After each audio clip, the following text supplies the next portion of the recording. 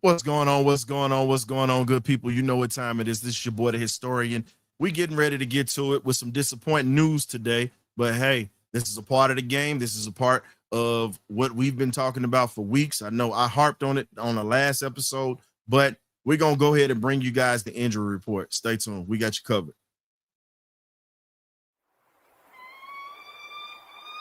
Birdcage.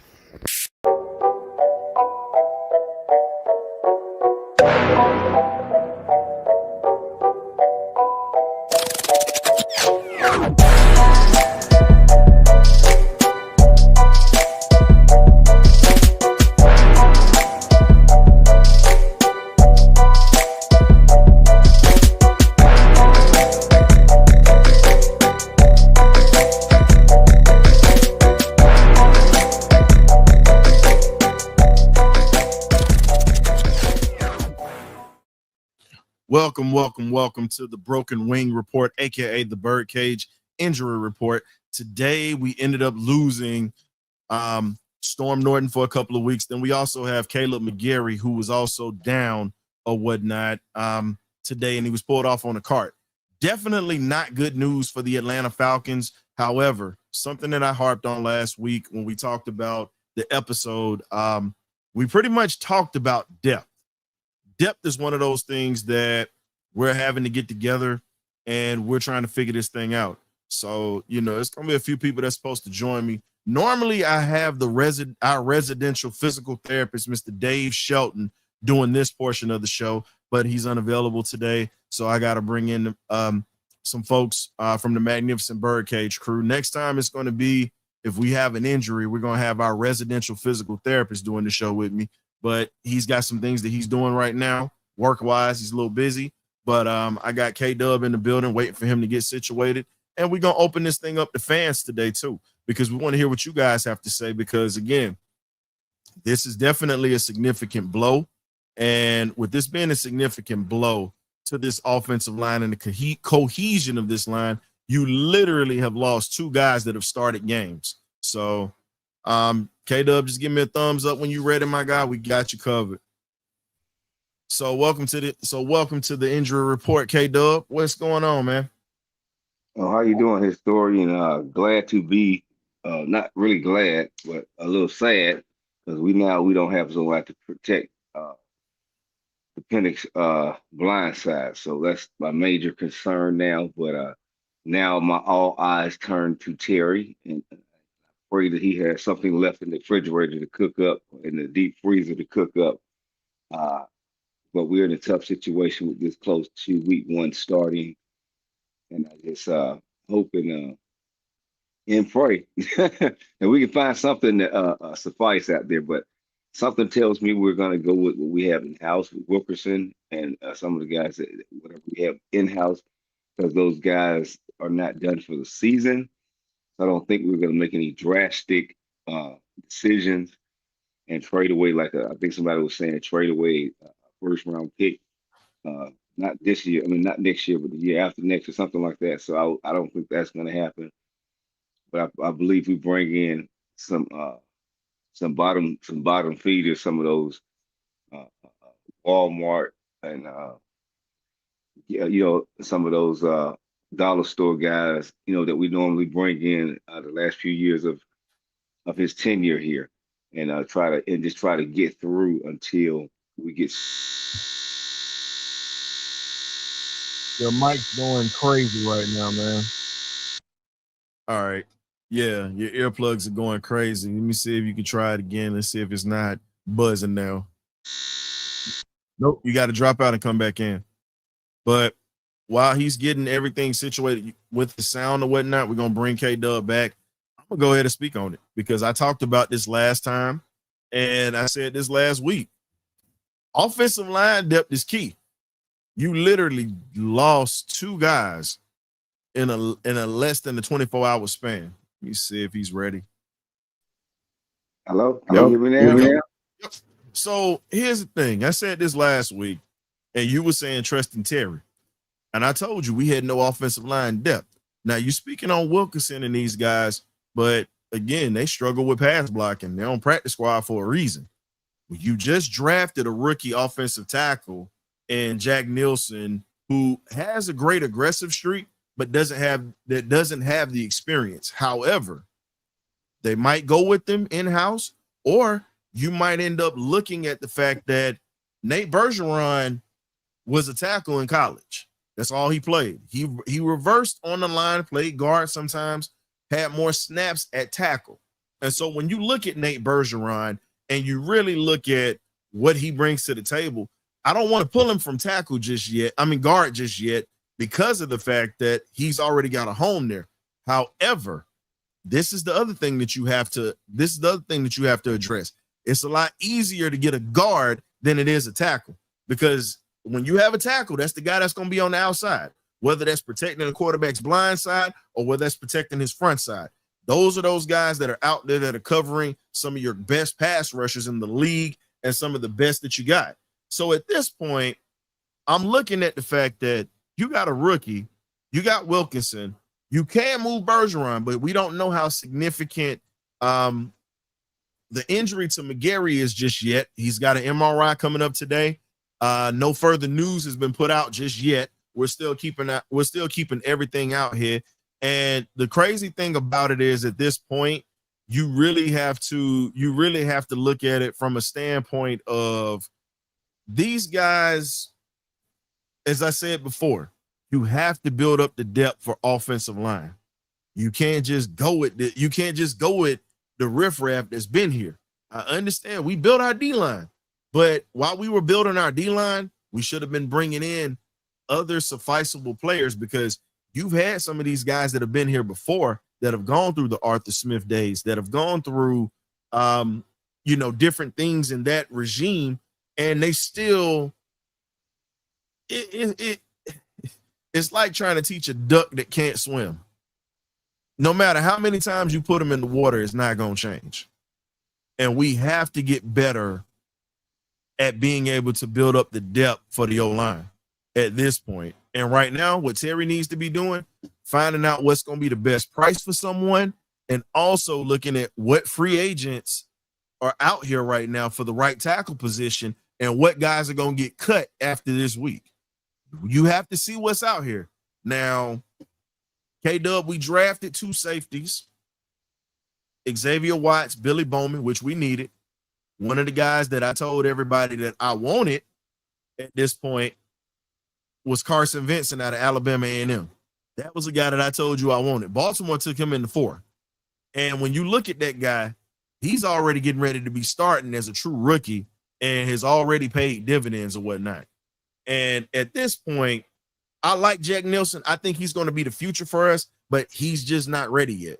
Still got to learn the playbook, and you still have to get him comfortable with being that guy sitting on that side where you know that your quarterback's backside or whatnot and his health relies on what you do. Not ready yet. Got the mean streak. He showed it this week in the preseason, but it's a lot different when you're going up against the TJ Watts, the Chase Youngs. You're going up against, just some of the top pass rushers in the game right now. How do you feel we need to go about this situation? And do you think that the little bit of money that we have stashed away, do you think we can grab somebody worth a damn for a short period of time on a prove it deal if they don't trust none of these guys behind them?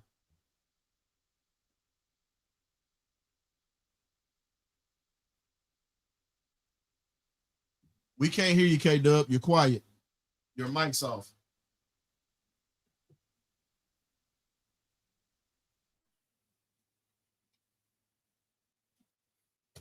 StreamYard is StreamYard, and as usual, ladies and gentlemen, we'll apologize about that. But I will say this, though, because I'm going to put the link out in the chat because, like I said, it's just a pop-up show, and we're going to let folks come in here.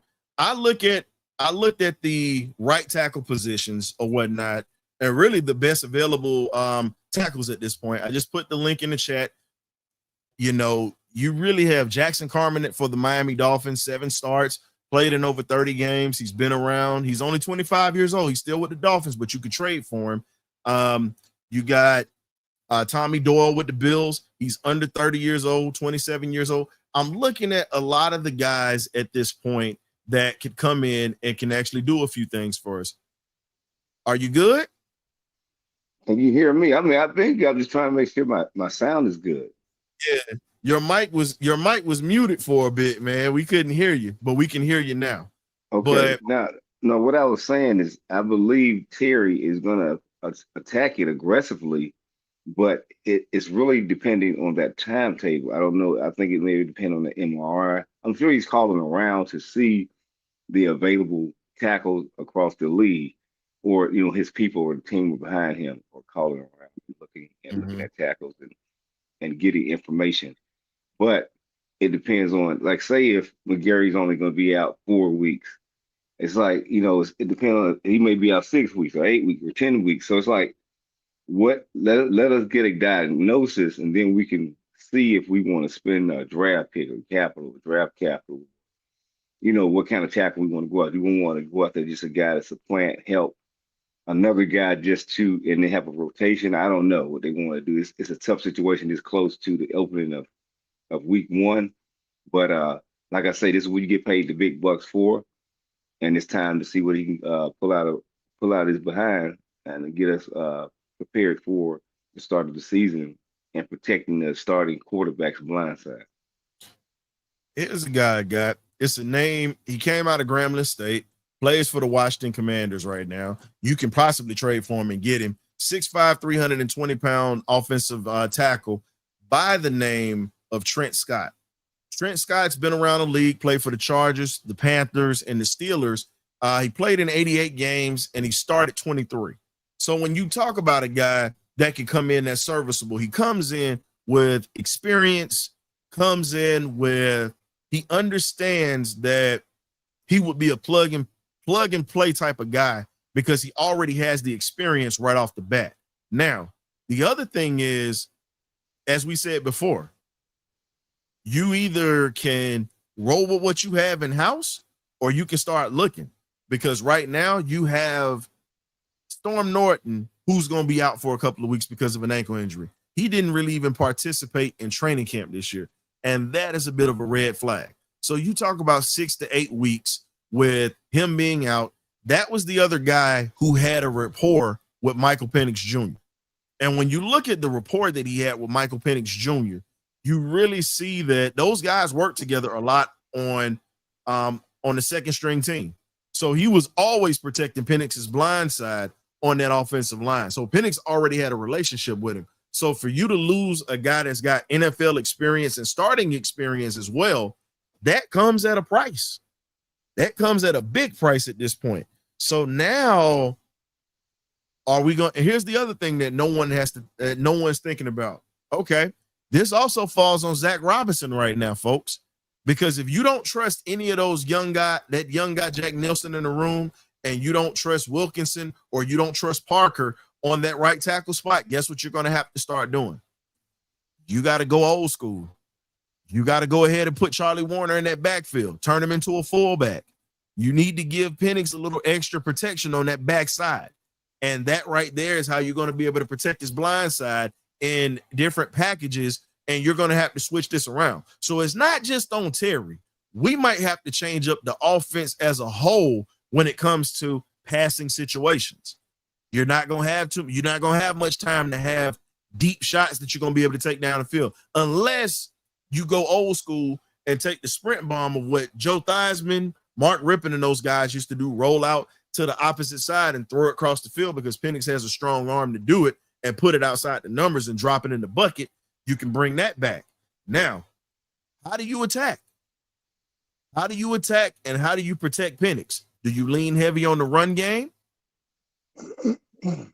I mean, you're going to have to lean heavy on that run game because that's what we are formidable at. And then with the pass blocking, like I say, man, you got to get creative and very clever. Like you're saying, use a lot of Charlie Warner and blocking situations. If they do keep my guy out of South Carolina, if he stays on the 53-man roster, use him in a lot of blocking situations. You can bring him in. So you got to, with it happening so close, but not right before, right during the season, you can form a plan up and try to, see if it executed. You don't know if it's going to be successful, but you can plan knowing that he went down this early, so you can come up with something. Rather it just happening during week one, like during the game, we could have went down uh, first drive or second drive in week one, and then it could be even harder to supplant or get a backup. So at least we got a little time.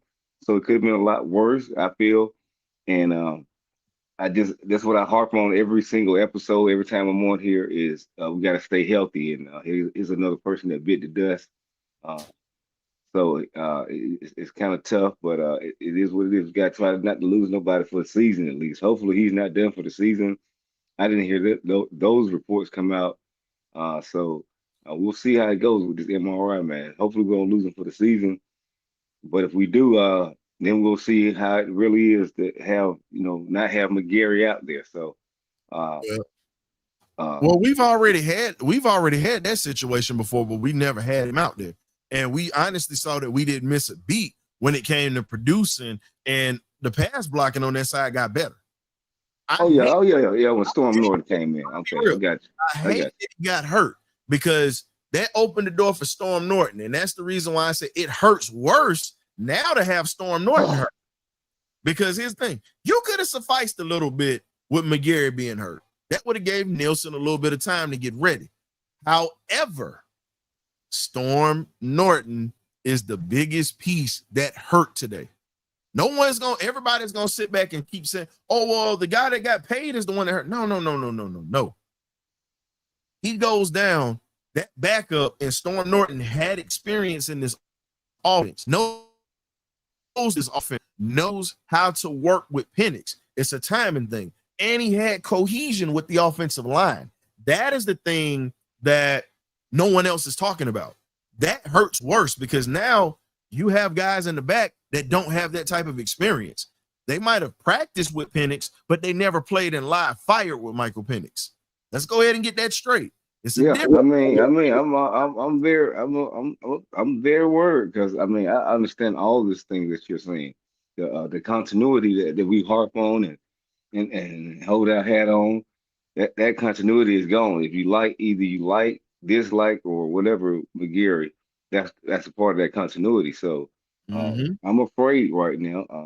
I'm hoping that we can do something, but boy, when you lose your tackle, I'm just looking at these. I'm sitting there doing some research, and I'm looking at some tackles. We might could bring in a previous Georgia product. I don't know how good he is or how good he could be, but it's not a whole lot of tackles sitting on the couch. But we got Isaiah Wynn out here, so maybe he could help us out. Keep the ties on him. I don't know. Here's the problem. Wynn was a little inconsistent in the league, but again, he's under 30 years old.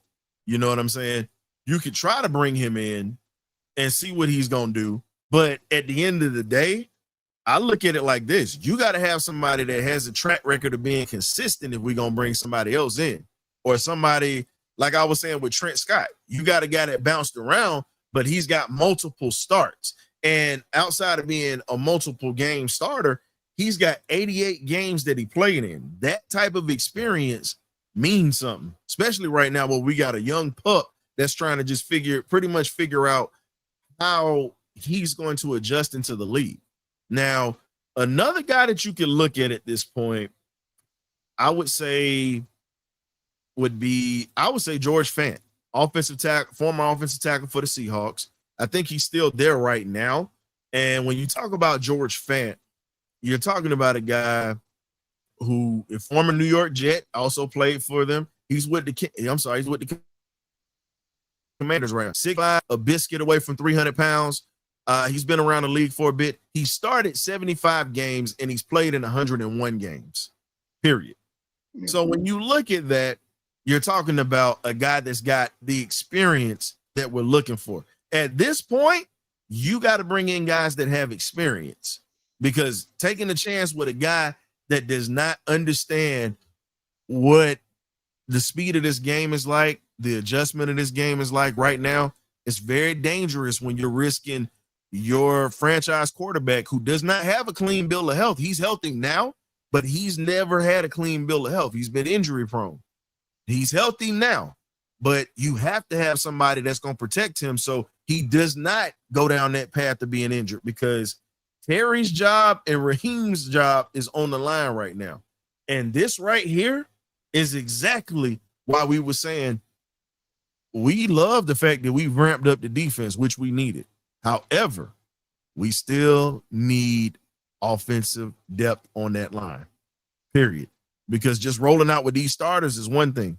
We just figured out how to run the football last week against Tennessee with these old linemen. That's not good. That's not good. I mean, we got it. We adversity has struck it. Adversity is there. Now we got to see how we attack the adversity, man.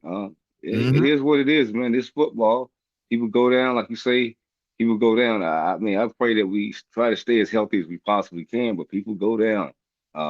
Just thankful. Hopefully, I'm thankful that the MRI says he'll be back sooner rather than later, and it's not, devastating. He's done for the season type of injury like Trice was last year. So we'll see, man.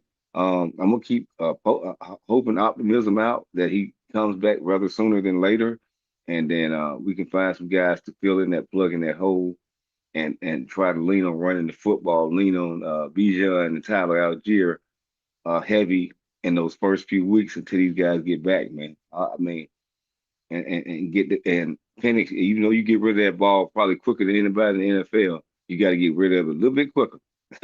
You ain't got nobody over there really protecting your blind side like that. That's all I can tell you. I don't even think it's going to be about him getting rid of it quicker, because here's the thing. You don't want him to experience what Carson Beck experienced in the stadium last year, where he's dropping back and pretty much that arm is gone as well. It's a lot of things that you have to think about at this point, because when you bring another offensive lineman in here, say if we do use Jack Nielsen already is learning the playbook, but he's got to get in step. As we know from boot camp from the military, you had to learn how to march in a cadence. Guess what? Being an offensive lineman is literally marching in a cadence. You have to literally be on the same page as those other guys on that line with you. If you are not in cadence, bad things happen, whether it's to your running back, whether it's to your quarterback.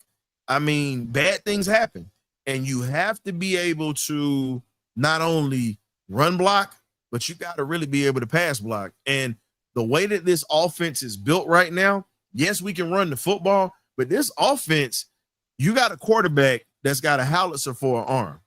This is a bit of an air raid offense with a good running game. And when you have a piece that's significant, you've got to be able to figure out what piece are you going to put in that's going to function well. It's pretty much like this. I'm going to give you a good example. Just like replacing the ACL. I've had two of them. I had the arthroscopy surgery where they took a piece of my patella tendon, my own body, and used that for an ACL. Now, when you look at it, some people get the ACLs with the cadavers. If you don't know what a cadaver is, that's pretty much a dead person's body part. Your body sometimes rejects it. You have to look at the offensive line the same way. If you bring in a guy that has experience but doesn't gel with that offense, the offensive production is going to reject it, and you're going to see a lot of turnovers, and you're going to see a lot of things that's going to happen. Now, I'm not going to be totally negative about it, because here's the thing. What if this is a blessing in disguise, ladies and gentlemen? What if this is a blessing in disguise? What if Jack Nielsen comes in and he steps up and he owns this spot? Remember, his dad is a former NFL lineman himself. So he has a guy to walk him through the shadows of the valley of death. Because when you talk about it, when you're in the trenches, that really is the valley of death right there, because only the strong survive. It's just what it is. The strong survive. So at this point, you got a guy that comes in, say he struggles a little bit, but he catches on. And you're talking about a guy that comes in and it clicks. And the offense is even better than before. What do you do with McGarry when he comes back? We know Storm Norton is a backup. He's not going to be rushed back to the fold 6 to 8 weeks. Then he's going to at least need 2 to 3 weeks to really get back into being on his feet. What are you gonna do? How are you gonna handle it?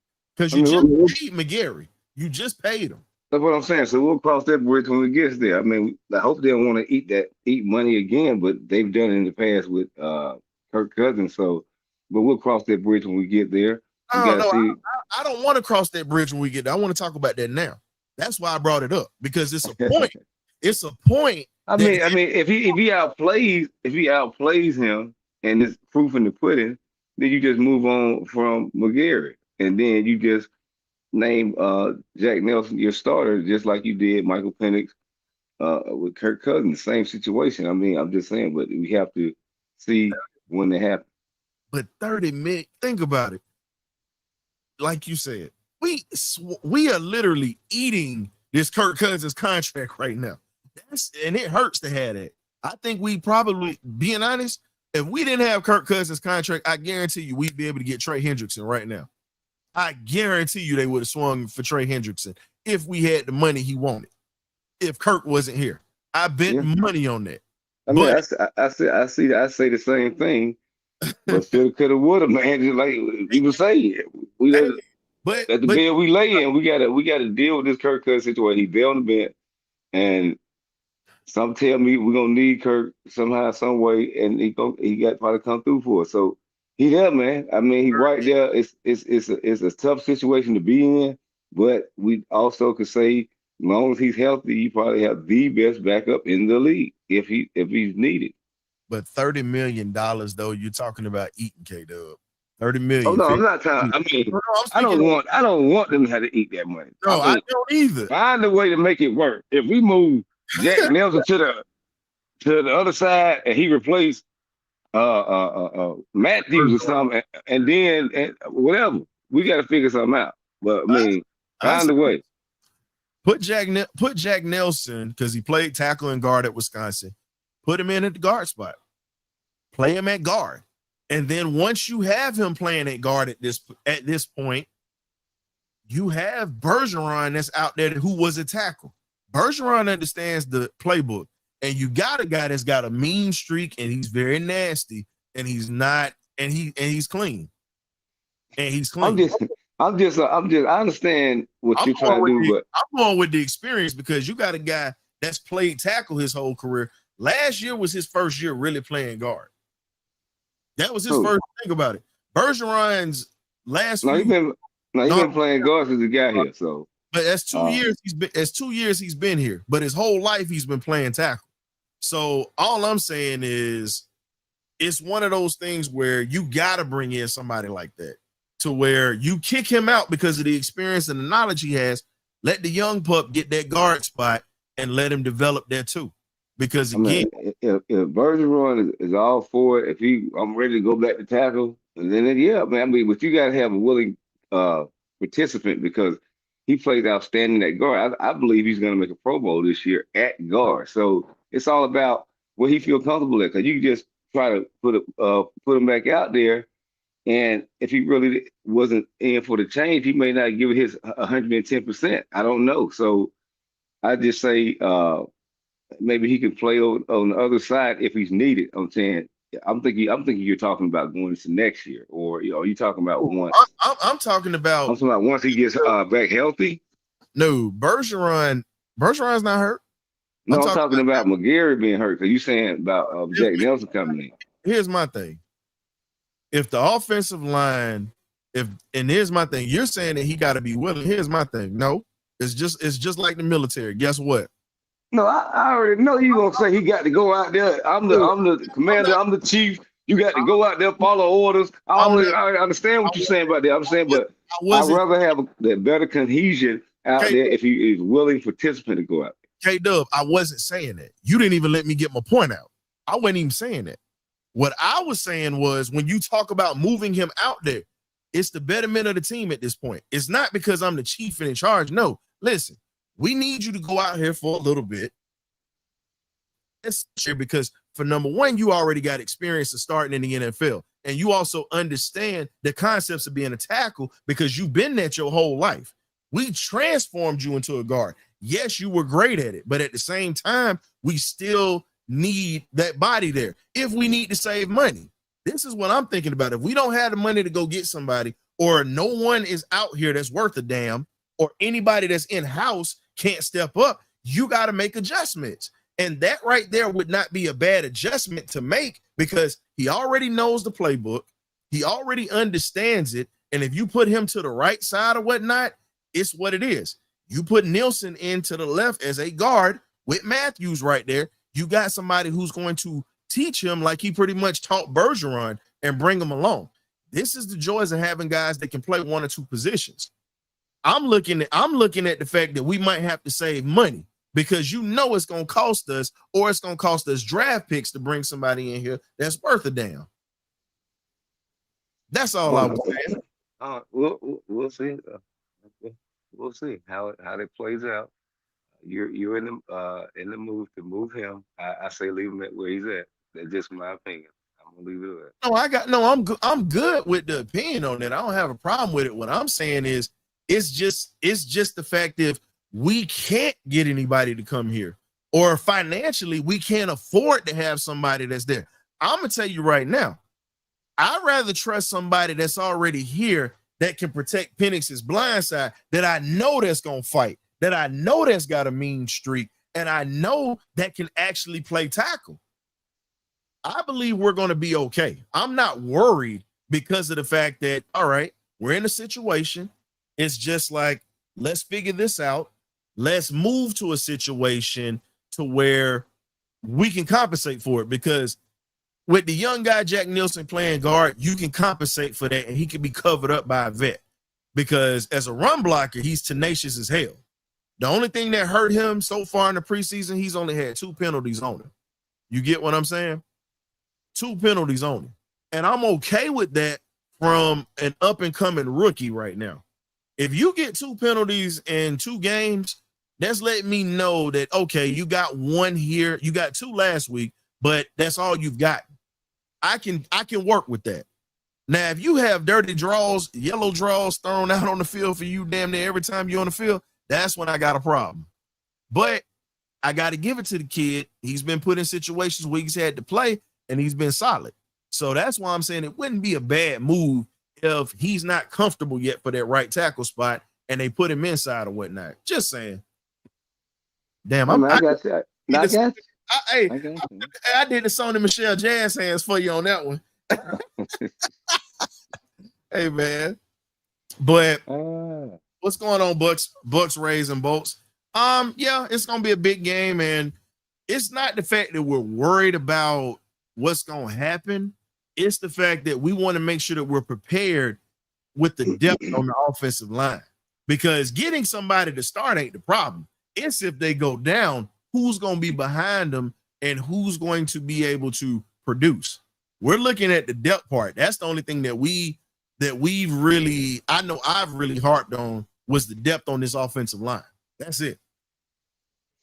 Yeah, like I say, man, that offensive line, they'll get it together. Like I said, it could have happened during that game where where you're searching for answers, so you have a chance to come up with a solution, quicker, and then hopefully this MRI. I just want to see this MRI. Mm-hmm. They could be like, oh man, he come back in 2 weeks. We don't know what his MRI gonna say. He's a big guy and a lot of weight fell back, and he needed some help getting off the field. But that MRI can say, oh, he'll be back about 2-3 weeks, and then we crying over. I ain't gonna say crying over spilled milk, because it's still a serious situation. But if he's back in 3 weeks or so, then we can have one of these backup guys, either Jack Nelson or Wilkerson, one of these guys to come in and at least hold the fort down for a couple of weeks. What up, Shy? Shout out to my boy Shy. He's a Washington Commanders fan. Definitely show support or whatnot. Appreciate you coming through. We talk trash every day. He talk about JD5 all the time. I wanted JD5, but y'all got him. But I'm good with Penix, and I think he's just as good. Hell, I even think he might be on that level, because they do it for the Heisman. So I can't wait till we play those guys pretty much right after the Alabama and Georgia game. It's the next day. We get JD5 and MP9 for the rematch. I see. I watched a lot of them coming out because Oh yeah, we were taking a quarterback, and I just say that 1A and 1B. I will give JD5 for being the more athletic quarterback, but I also give Michael Penix for being having a better arm, best arm. So I mean, it is what kind of ice cream you like, but I'm happy with my guy, and I'm riding till the wheels fall off on him. Yeah, so yeah. I say this. I think both when it comes to arm strength and arm talent, I think both of them are pretty much equally matched. Like you say, it's just what you like. To Yeah. me, I don't think it's much of a difference. The only thing is JD5 runs a little bit more. That's it. I'm just, Penix, I mean, yeah, yeah. I'm just saying, I'm just looking at the arm though. no, I was I'm speaking just looking saying at the something. arm. The You got better arms. Here's the You thing, got arm wise or whatnot, Penix during cold weather, but when you sit back and you put them in a situation where they gotta play, you pretty much saw how both of them went at it. yeah. Both of them went at it. So it was one of the most beautiful things that you can see when you talk about a quarterback. John, you can come back in here, man. We saw you pop up, and definitely want to hear what the Crooked Deacon got to say. And he was talking about it. Like he even talked about it in the back because John mentioned the fact that he didn't like the offensive line depth. John even said that too. But John has been saying that for a minute, and we've all been saying that. So we bring it to the stage. We got the Crooked Deacon, Mr. John Harris, in the building. Welcome back, John. Welcome back, my brother. What's happening? Gentlemen, good afternoon, K-Dub and historian. I had to change to another phone because I had demons in the iPhone. So I don't need that kind of business. But at any rate, ooh wee. That's all I can say. Ooh wee. Now, in addition to us doing some shuffling on the offensive line, it's just like dropping a stone into a still pond. Ripples start going. And it ripples to your offensive coordinator, first person I'm going to deal with. Now, one thing that I was very disappointed in last year with the offensive coordinator was the fact that we had no short passing game where we could hike the ball, get it to the quarterback, boom, 5 yards off the line of scrimmage, 6 yards off the line of scrimmage, just to keep the offense moving. And I noticed, and I went back and watched the Washington game last year, and they had run close to 72 offensive plays, which made your defense tired when we had to go to overtime. When we didn't see the deal in the regular part of the game, we had to go to overtime. That's going to have to become a staple, gentlemen, until we get this offensive line sorted out or straightened out. Because if you're standing back there thinking, well, you can't stand back there with the confidence that you would have when you had two veterans available to block in front of you. You got to get rid of that ball. That's what I was just saying. Yeah, and your running game, Bijan, broken field running, questionable blocking. Bijan is the perfect back to hit, dart, and make moves and cut through holes and get through that. But it's not going to be like it was last year, not for the first couple of weeks. And with this game coming up against Tampa Bay, where we got to get them, we got to let them know it wasn't no fluke last year that we beat them. No. We didn't beat them. We pulled the broom out. Yeah, we did them twice. I mean, I don't think it was no fluke. We gotta keep. We gave continuity. Let's gotta keep the continuity on whooping they. Yeah, true. Wait a minute. Why you didn't just wait, man? I would have. Hey, you couldn't wait. It was too quick, Ryan. You don't have no 5-second delay, Ryan. Wait a minute. There wasn't no 5-second delay. All he could have said was, "We trying to whoop that." That's all he could have said. See, yeah, you knew when you were gonna say it. You didn't know when he was gonna say it. See, I'm trying to get on the same page as my partner here, but you're right. It wasn't a 5-second delay on that one, John. You're right. Hey, yeah. But you know what though? I'm reading this. No, you're right. it was a shootout. Tampa's not a bad team. We're not saying they're not a bad team. He barely won. This is the NFL. This is a lot of barely won games in the NFL. This is the NFL, sir. Y'all not. I will barely. Guess what? I will barely win all 17 games and go to the Super Bowl. How about that? Listen, no matter how you win it, whether it's by hook or by crook, I take a win. I don't care how it comes. Hey, look, I take a goddamn a heart attack kick every week, as long as we hit them. Yeah. I don't know if you want to do that. Look, if you do that, John Harris might be in the look. John Harris might be sitting up with a pacemaker. Literally, with the Falcons. I did say as long as he hits them, because when he don't hit them, we're gonna lose it. Hey, now it is, man. You don't know how true what you're saying is, because see, I just left Kaiser getting some blood pressure medicine. You better get you a big old bar. Hey, look, I can't get the little bar. You gotta give me the big old bar. Oh yeah, I got one of them fat boys. Yeah, yes, sir. In that container right there. But you know what though? I'll say this, and I agree with Bucks, Rays, and Bolts or whatnot. Definitely appreciate him for tapping in. He's right. In spite of what we did and how we did beat the Bucks, we missed the playoffs. Now the question is this: you finally face some real adversity. You finally got some adversity to start the season. This is something that we had last year. Think about it. Kirk Cousins was coming in on a rehabbed Achilles. Pretty much that thing was as tender as a smoked neck bone in a crock pot with chicken broth. That's really how tender that Achilles was when he first showed up. It's just what it was. And for some reason, we literally were competitive as hell. Now that we have a quarterback that's not a statue, that's not going to stand back there the whole time, we just got to give him at least 3 seconds to get rid of the football. I think the best rivalry in the division right now is the Falcons versus the Bucks. Best rivalry in the division right now. The Saints ain't worth 2 dead flies smashed, and the Panthers are streaky, but they're a team that we got to watch out for this year. Been saying this because of how they built that team. Everybody keeps saying, "Oh, we gonna beat them." I said it wasn't a fluke.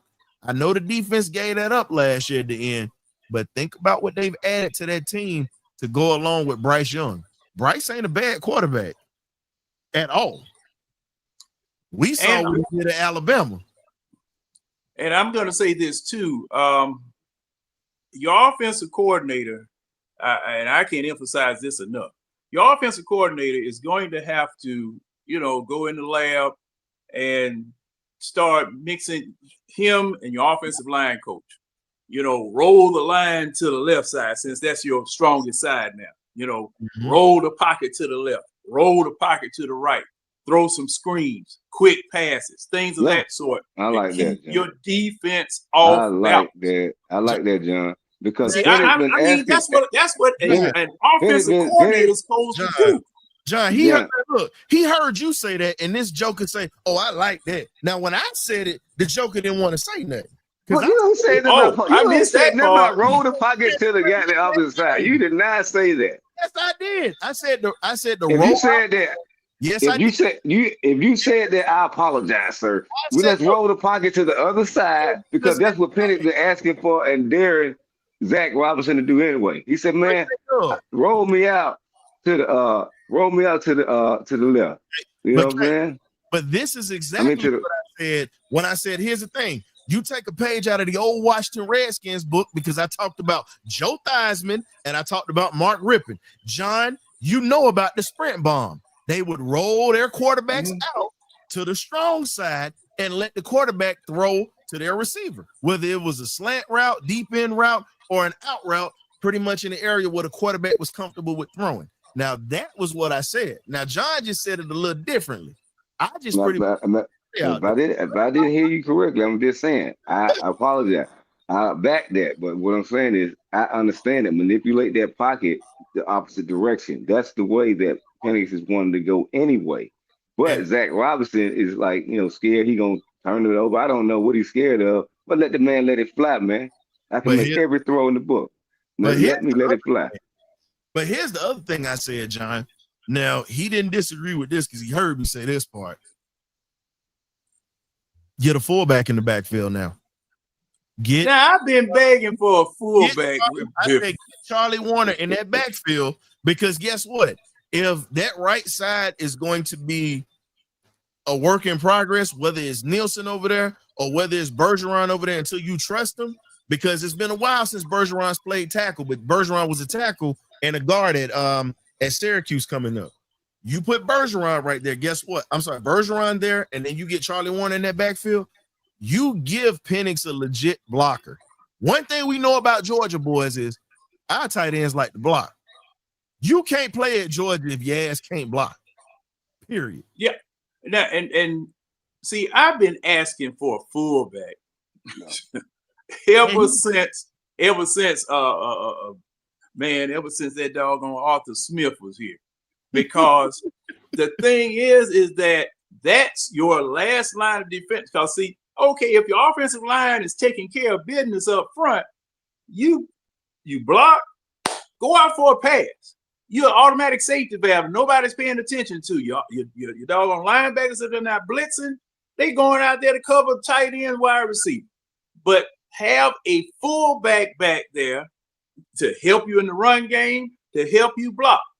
The West Coast offense had 5 receivers in there, whether it was the 3 wide receivers, the tight end, and the running back. I mean, they all were receivers, okay, at various times.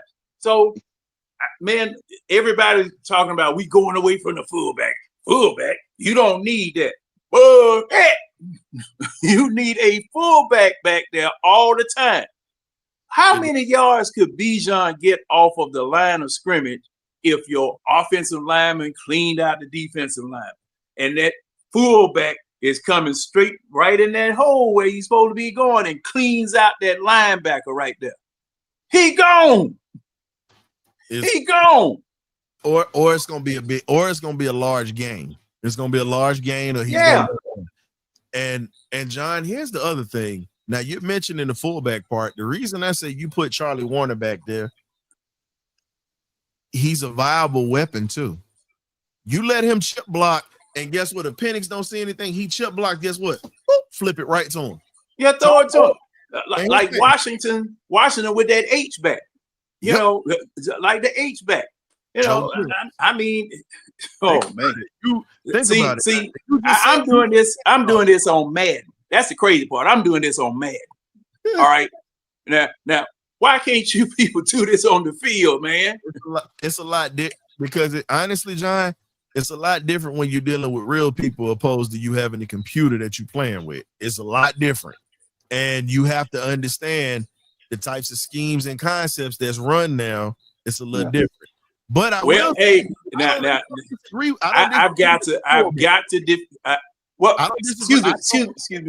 Go ahead, historian. I'm sorry. I didn't mean to cut you off. I don't disagree with not having a fullback in that backfield. I believe you should. You need to have packages. Well, guess what? You got a fullback. You got run packages with a fullback. You got pass blocking situations where you have a fullback. You get what I'm saying? They got Algier listed as a fullback. He can do it, but I'm looking at it like this.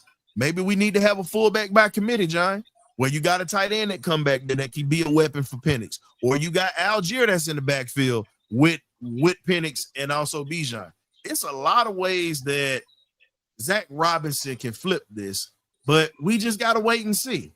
We just got to wait and see how that's going to play out, because the first thing we got to do is make sure that we got somebody that's on that right side that's going to block for the quarterback and for the running back. That's the first thing we got to do. Now, Ryan, you keep going out right when you go to your next sentence. You go out, and then I jump in, then I'm talking over you. I'm sorry. I got quiet. I got quiet because I wanted you to get your point off. I got quiet. Oh, okay. See, and see, I've got to defend the Madden community. Got to defend the Madden community. Okay. Now, they designed this game to mimic real-time football. They spent billions of dollars to make this the way that it is now. Matter of fact, I'm quite aware that real versus AI, it is a difference. However, they're starting to use this game to design plays with. And it's been going on for the past 10 years. So my thing is about the Madden community. No, hey man, I can't simulate building no team and all that type of stuff. Here's my thing. I respect it, but let's be real. The Madden community does not exist without Joe Gibbs's playbook, without John Madden's playbook, original playbook. Because let's be real. John Madden's first offense came from Joe Gibbs because they were assistant coaches together in college. Joe Gibbs took his defense. John Madden took his offense. Same thing that happened with Vince Lombardi and Tom Landry. Think about it. I agree. No, I'm putting that out there for you because guess what? Without that human brain, the human eye, and the understanding of situations and things, Madden doesn't exist. Absolutely. And that West Coast offense you talk about, it was designed by accident. I take that back. Not even by accident. It was designed because Bill Walsh's first quarterback, that was a monster. He was a monster. Put it this way. Greg Cook could scramble like Steve Young and Randall Cunningham and could throw the football very well. Very well. He was a bona fide Hall of Famer. Plays the Chiefs, destroys his shoulder, ends his career. Willie Lanier, Hall of Famer, is the one who ended his career. Now, bring in Virgil Carter. Didn't have the strongest of arms, pinpoint accurate, 1, 2, 3, boom. 1, 2, 3, boom. Getting rid of the football in rhythm. Pretty much putting the ball in the best athlete's hands and doing something with it. That West Coast offense was born because you didn't have a strong arm quarterback. That was why it was born. And now it's evolved. And really, it's not even the West Coast offense, ladies and gentlemen. It's called the Midwest offense. Let's get that straight. It became the West Coast offense once Bill started winning Super Bowls with it. That's when it became the West Coast offense. It was always the Midwest offense starting in Cincinnati. But because Paul Brown was a jackass, he let Bill Walsh walk and blackballed him. And just think, we wouldn't be calling the Bengals the Bungles if they would have kept Bill Walsh. Think about that, ladies and gentlemen. The 49ers would still be a doormat of an organization because they were a doormat before he got there. They were the worst team in the league, and he turned it around. Imagine if the Bengals would have kept him and what that offense would have looked like there. Just saying. But yeah, plus the rule change. That's in the day too. Yeah, that plus the rule change, man. That rule change helped out a whole bunch of doggone offenses. But right.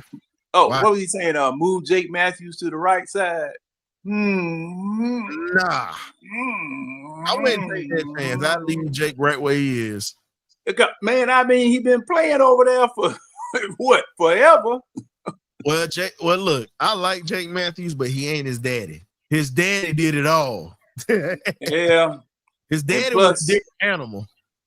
Yeah. I mean, the Matthews sons. Man, you go back to the granddaddy who played for the Browns. Dude, that whole family, it don't skip a generation. You see that? It didn't skip. The dad, the siblings, and the kids, like it just don't skip. Matthews got a little boy. He gonna probably be the next one. Possibly, but bringing it back here. Man, I'll be interested to see what happens Friday night. I just want to see what happens Friday night against Dallas. You know they can keep it vanilla. Yeah, I mean, he wasn't playing in the preseason anyway, so you'll see the same guys you've been seeing. Thing is that those guys that will be playing Friday night, one or two of them might be elevated for a regular season play. Yeah. So you saying just interesting to see how they fare out against Cowboy. That's why I'm looking at that. That's really why I'm looking at that because man, And we got to give a shout out today too. Once you finish. Two of them, two offensive linemen in one day. Good grief, man. What'd you say? His story. Well, Storm Norton hadn't been playing at all anyway. He just got the surgery today, so he was already out. You know what I'm saying? 6 to 8 weeks. He wasn't playing. He was missing practice and everything, bro. Mm-hmm. So that's why we didn't really see him. But you didn't hear anything about him either, did you? That's the reason why he wasn't practicing, because of the ankle. I think he finally got the surgery at the beginning of the season. So by the time the middle and close to the end of the season comes back, he'll be able to work into the rotation. But we got to give a quick shout out to newly signed cornerback CJ Henderson. He stepped in, got to give it to him, because I told you, I don't really like much out of University of Florida. I'll tell you that now. But he was a guy, he was a guy that I really enjoyed the way that he played the game. I loved CJ Henderson at corner. Hated he was a Gator, but the kid can play. Unfortunately, Jacksonville chose him over, Tyson Campbell over him. And then he ended up moving around. And last year he had a neck injury, unfortunately. And the Steelers had him. For him to come in right now, and, he's already got experience of starting. It's just the fact that he made some good plays, but he finds himself getting beat in coverage. That's the other reason why he's been let go. No one talks about that. No one's going to talk about it. We're going to talk about the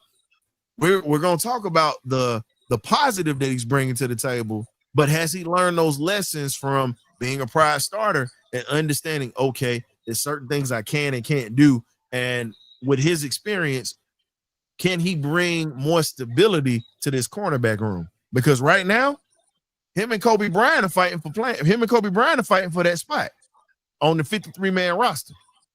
He and Kobe are fighting that out right now.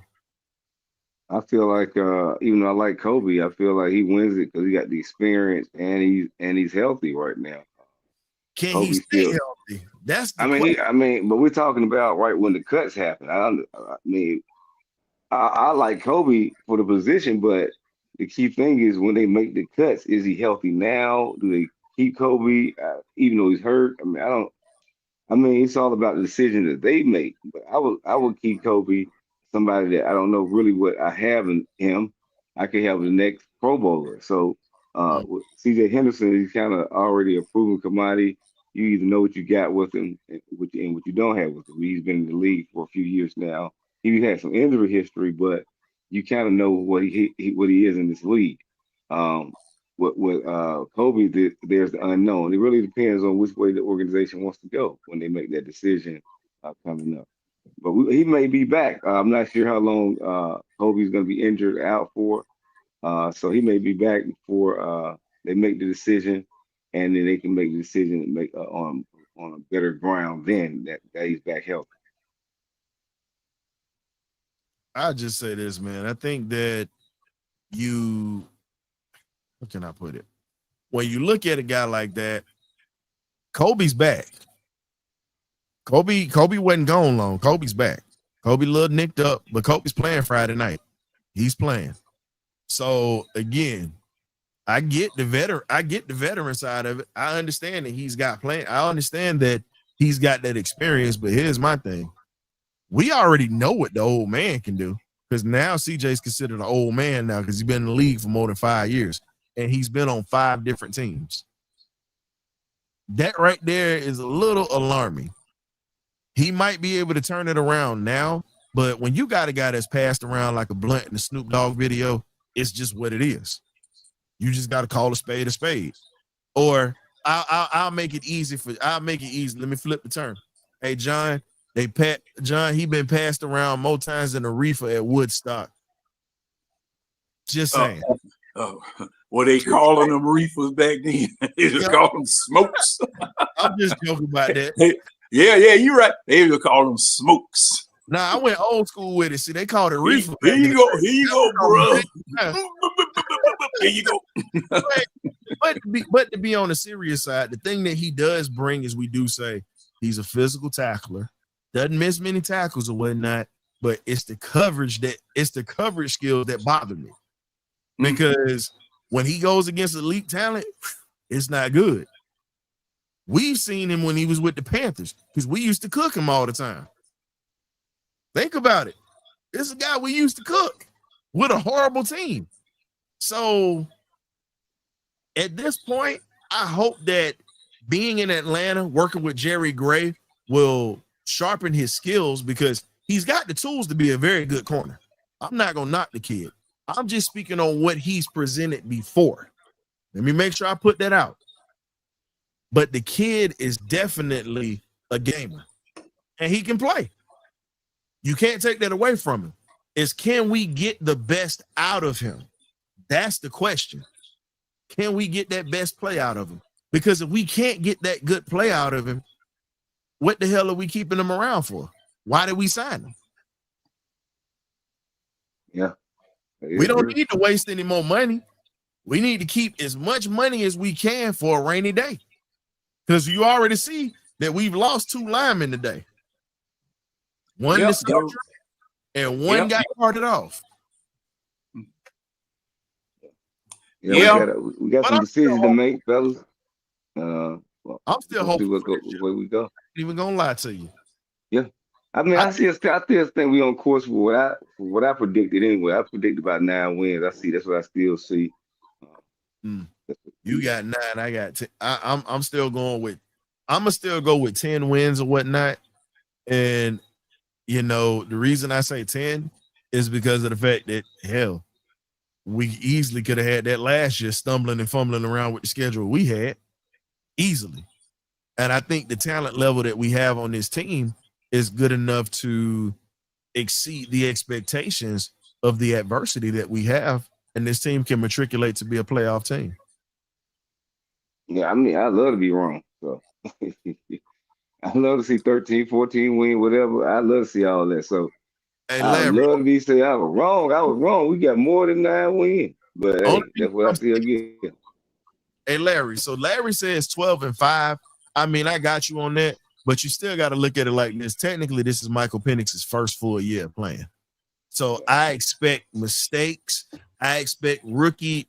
He processes the field perfectly, but there are still things and aspects of the game he has to learn why the game is going on.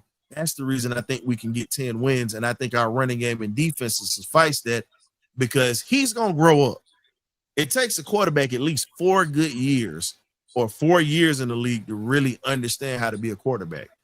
I'm not knocking it. If we go 12-5, I'm cool with that. But I see us getting at least 10 wins this year is the low. 11 is the highest for me, but I got 10 wins. Okay. I mean, I still see 9, but if they get 10, 11, 12, 13, whatever, I'm all for that. I'm not going to knock that, but I believe that, 9 wins, that won the division for Tampa Bay last year. I mean, this division has improved, but I don't think it improved that much. So I feel like we win the division this time. We get 9, they get 8 wins. So then we just flip flop maybe, and if we get more than that, then I'll be so happy to see. But I think with him first year starting, dealing with a new right tackle, dealing with some adversity coming out the gate, I feel like we drop a couple games that we probably should win, but we get on track and end up winning 9 games and still winning the division and going into the playoffs with those 9 wins. And what we do when we get to the playoffs is another story. But hopefully we'll have our tackle back and we look like a different football team once we get everybody back healthy that we may have lost. So that's what my assumptions and what I think may happen. Last thing we're going to talk about, and then we're going to shut this thing down because it's just a quick pop-up.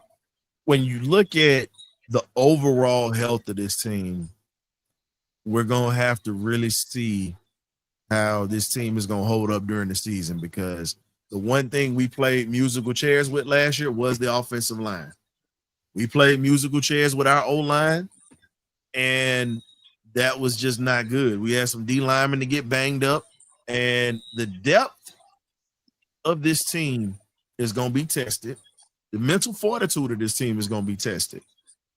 Now, with everything that we have going on at this point, and John, I know how you feel about players playing in preseason. You've made that a point apparently clear like we have with certain things.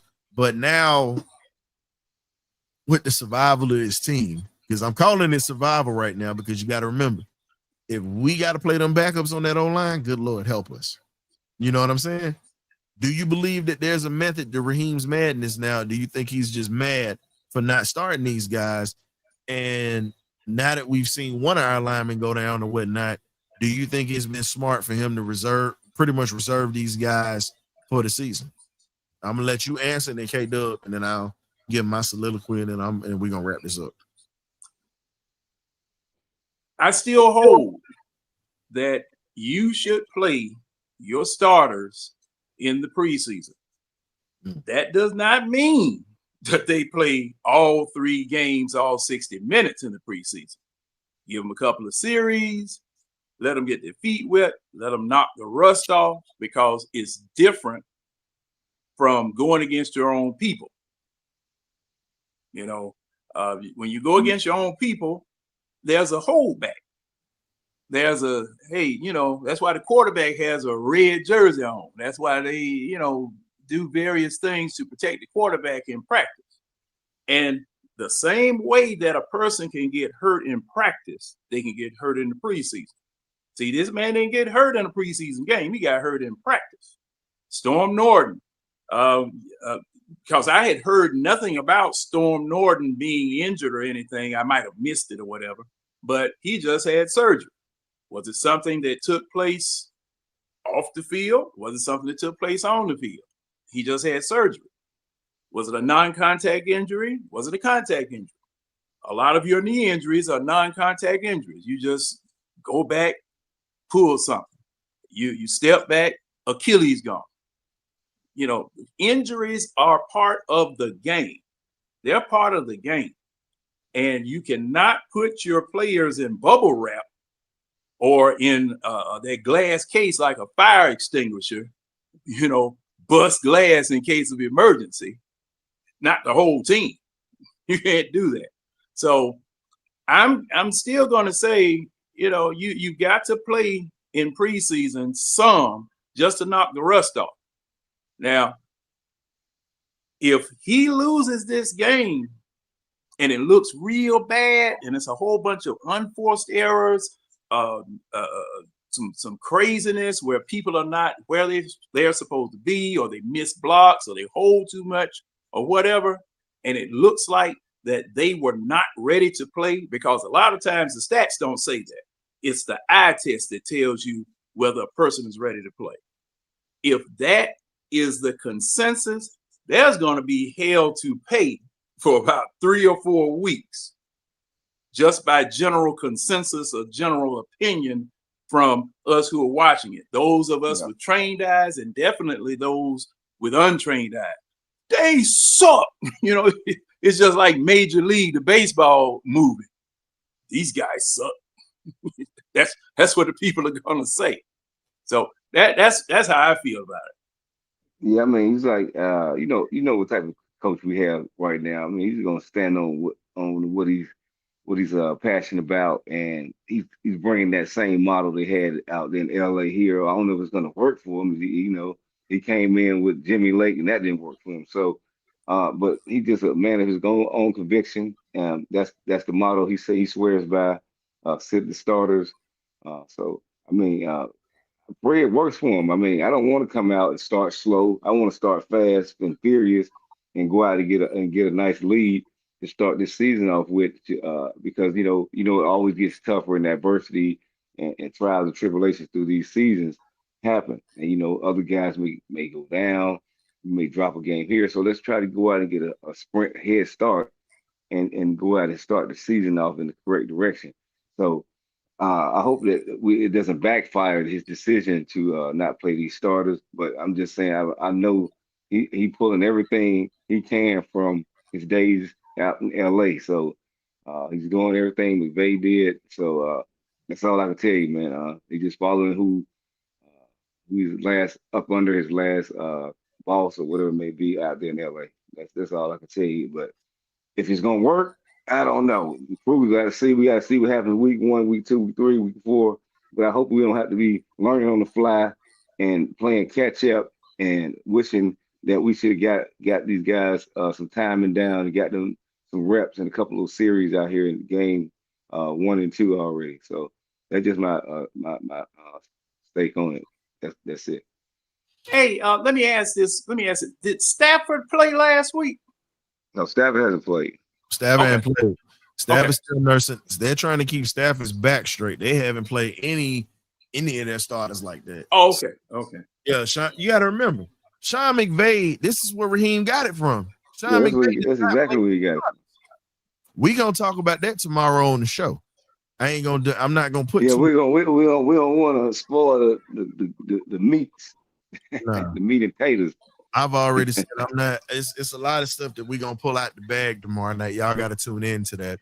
But for me, I'll say this: I think with this team, you're gonna find out what they're made of within the first 5 games of the season, because it's not. I'm not even gonna say a gauntlet. I'm gonna say it's a gut check. You got 5 weeks of a gut check.